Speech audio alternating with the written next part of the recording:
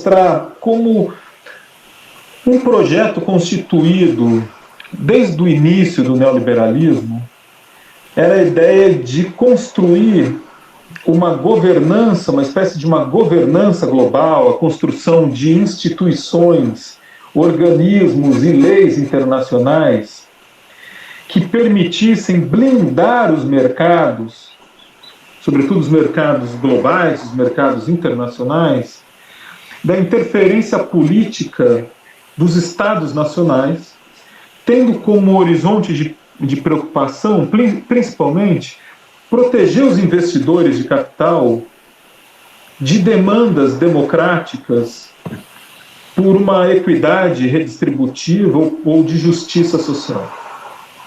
Né? Então, eu acho que tem um primeiro ponto que é muito importante para entender o neoliberalismo, que passa pelo seguinte.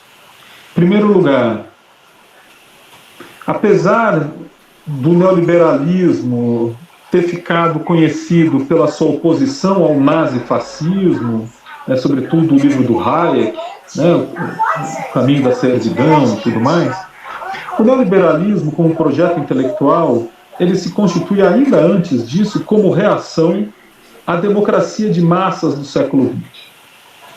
Tá?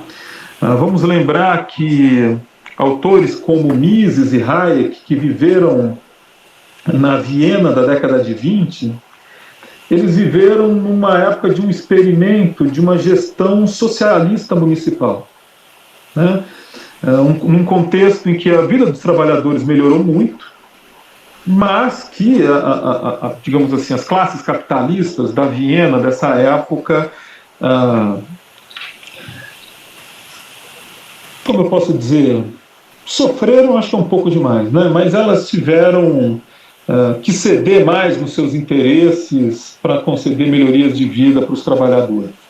Nesse sentido, antes de tudo, o neoliberalismo ele se apresenta como um projeto de oposição a essa democracia social de massas.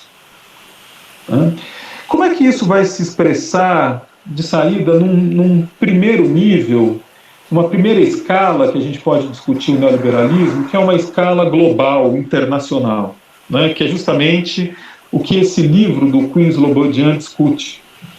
Ele vai dizer o seguinte: ainda que superficialmente a discussão sobre neoliberalismo num nível propagandístico, fique falando sobre livre mercado e Estado mínimo, na verdade, a preocupação do neoliberalismo desde o início foi a de construir instituições e leis, um arcabouço jurídico institucional que garantisse essa blindagem dos mercados, que permitisse a construção de mercados blindados de qualquer tipo de intervenção política. Tá certo? Então, esse é o primeiro traço do neoliberalismo. Essa ideia da construção dos mercados, da construção político-institucional dos mercados, né?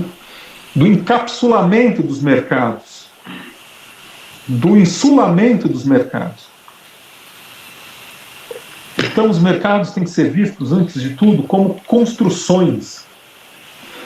Construções garantidas por instituições que não são em si mesmas econômicas, ou seja, são instituições políticas, legais, assim por diante.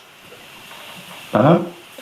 Nesse sentido, tem uma passagem bastante conhecida do Hayek, em que ele fala, embora ele fale do Estado, o mesmo serve do ponto de vista das instituições e organismos internacionais. Né? Que ele vai dizer o seguinte: tem uma diferença entre o modelo o papel do Estado no keynesianismo para o papel do Estado que eles veem. Né?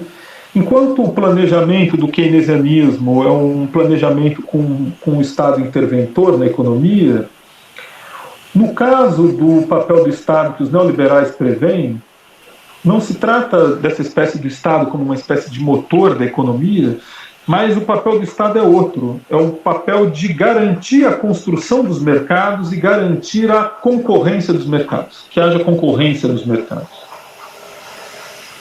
Então é um papel social, digamos assim, de regulação dos mercados, de modo a construir a concorrência. Tá?